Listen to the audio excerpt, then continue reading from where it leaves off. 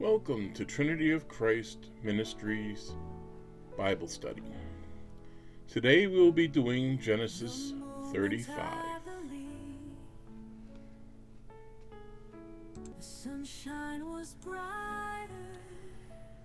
You can find us live at trinityofchrist.org on Thursdays at 7 p.m. Eastern Standard Time.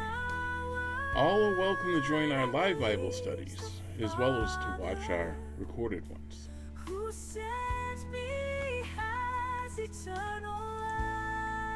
You can also watch us on YouTube, either on your computer or your tablet or your phone or even your TV set.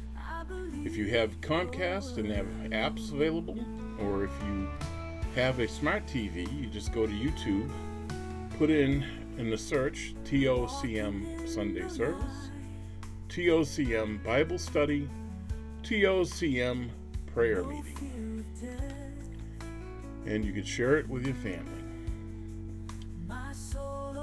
Join us and let us begin our Bible study.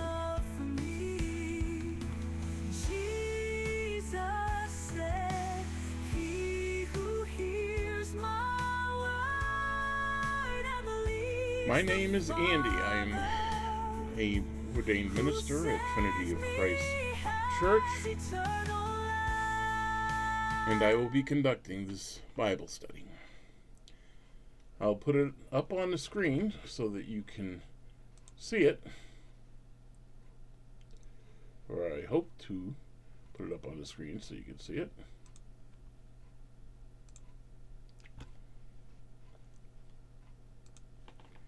There we go. We'll see how this goes. Jacob returns to Bethel.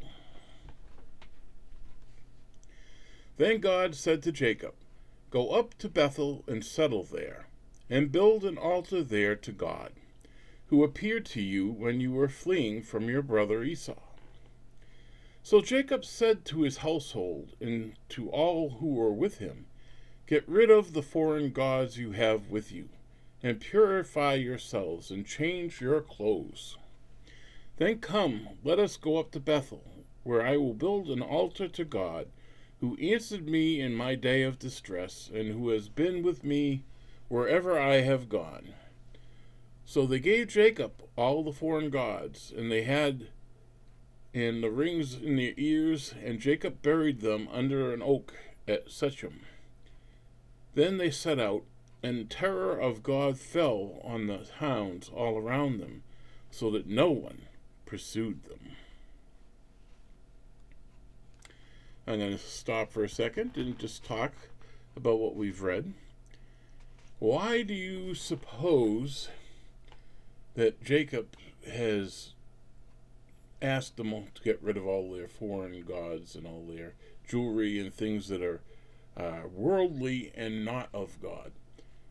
Because they want him to be honored, and they want God as their God, and to cleanse themselves of all the worldly garbage that's standing between them and God the Father. And by doing so, he creates a relationship between him and God. And so God hears his call and watches over him every day. 6. Jacob and all the people with him came to Luz, that is Bethel, in the land of Canaan.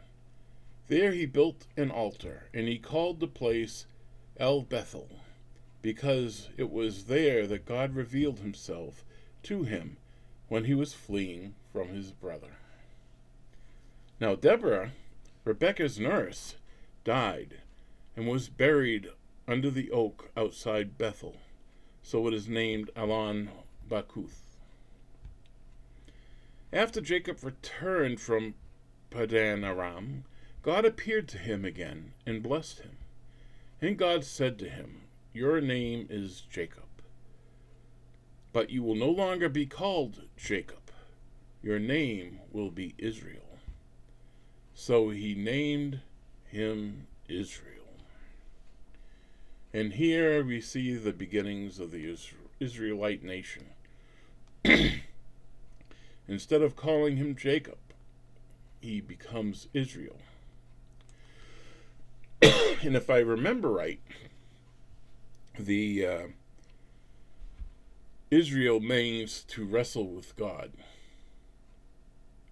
And so we see that the Jewish people continue to wrestle with God throughout their lives.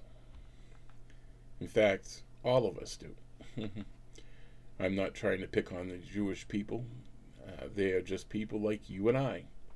They are kind of an example of humanity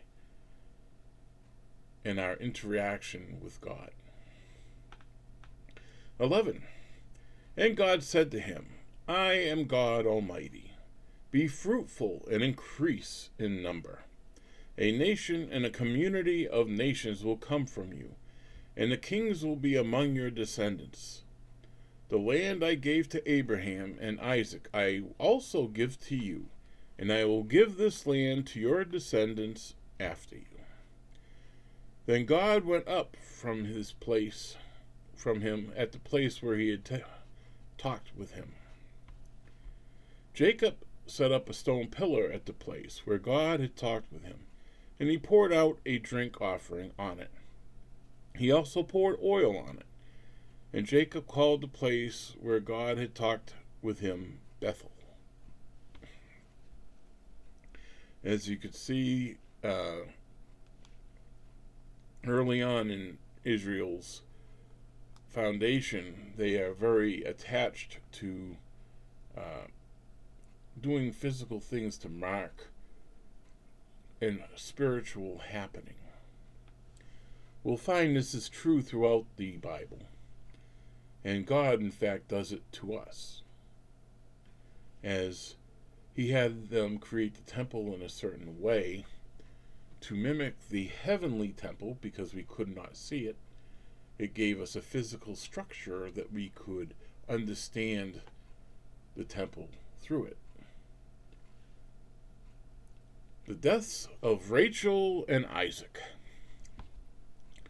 Then they moved from Bethel, and while they were still some distance from Ephrath, Rachel began to give birth and had great difficulty. And she was having great difficulty in childbirth, and the midwife said to her, Don't despair, for you have another son. As she breathed her last, for she was dying, she named her son Ben-Oni, but the father named him Benjamin. So Rachel died and was buried on the way to Ephrath, that is, Bethlehem. Over her tomb Jacob set up a pillar, and to this day the pillar marks Rachel's tomb. Now Rachel was Israel's favorite, Jacob's favorite, and so I'm sure he mourned her quite extensively. 21. Israel moved on again and pitched his tent beyond Migdal Eder. And while Israel was living in that region, Reuben went in and slept with his father's concubine, Bilhah, and Israel heard of it. Jacob had 12 sons. The sons of Leah were Reuben, the firstborn of Jacob, Simeon, Levi, Judah, Issachar, and Zebulun. The sons of Rachel were Joseph and Benjamin. The sons of Rachel's servant Bilhah, Dan, and Naphtali. The sons of Leah's servant Zilpah were Gad and Asher.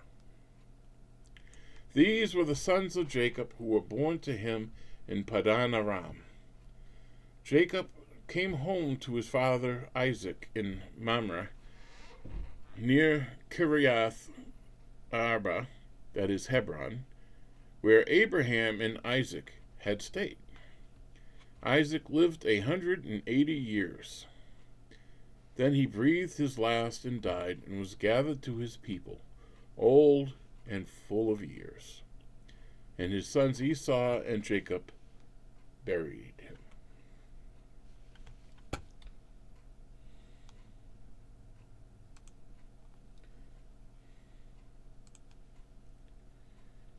So, we see that Rachel has died, and we have a listing of all the sons and daughters of Israel, the 12 tribes of Israel, born from 4 different women, but all sons of Jacob or Israel. So God has made a plan, and he fulfills his promise to Jacob, Israel, through the 4 women and through Jacob, Israel, and creates a whole nation. Now, people often don't understand that God doesn't always work in ways that we think is the way to work. He often works in ways that we don't understand. And so he creates the faith, and he creates the nation of Israel from Jacob, who becomes Israel, and he reveals himself through them, but not in an easy, quiet way. As we know from history, Israel ends up getting into Egypt and enslaved, and then God has to rescue them.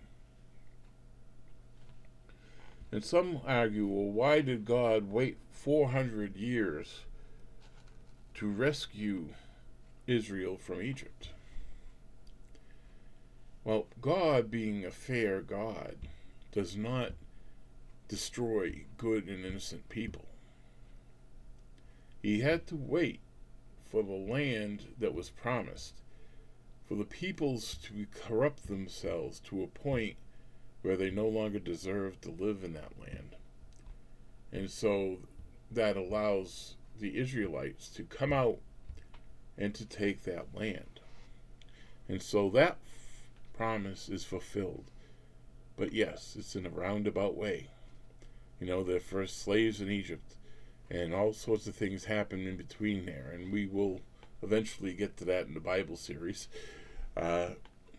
But yeah, God does not always do what we expect.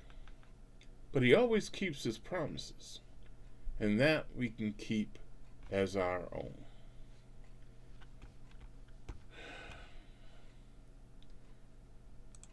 Put our trust in the God that loves us.